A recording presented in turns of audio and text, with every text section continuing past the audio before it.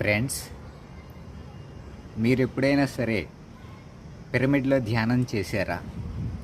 ధ్యానం చేస్తే మీకు ఎలాంటి అనుభవాలు వచ్చాయి?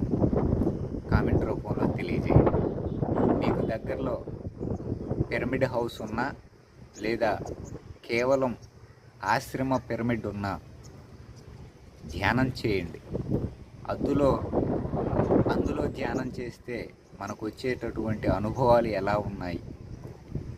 నిజంగా పిరమిడ్లో ధ్యానం మనకి అద్భుతమైనటువంటి ఆరోగ్యాన్ని ఇస్తుందా, ఆత్మజ్ఞానాన్ని ఇస్తుందా అనేది పరిశీలించి చూసినట్లయితే అసలు పిరమిడ్ అనేది ఒక శక్తి క్షేత్రం.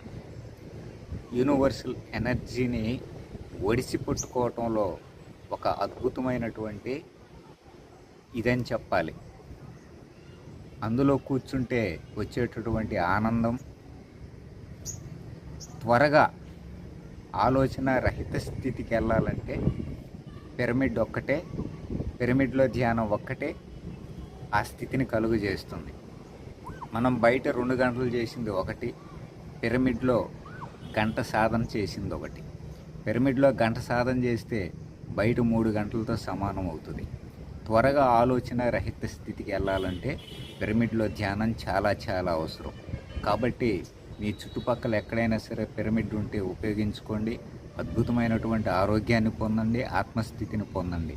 పిరమిడ్లు అనేవి చాలా చాలా అద్భుతమైనటువంటి, అసలు ఆధ్యాత్మికతకి అద్భుతమైనటువంటి సాధనాలు అవి.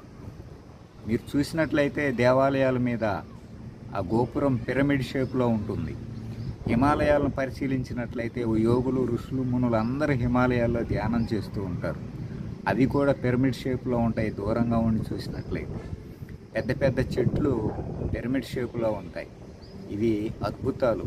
కాబట్టి వీటిని ఉపయోగించుకునే అద్భుతమైనటువంటి ఆత్మజ్ఞానాన్ని పొందే అవకాశం పుష్కలంగా ఉంది.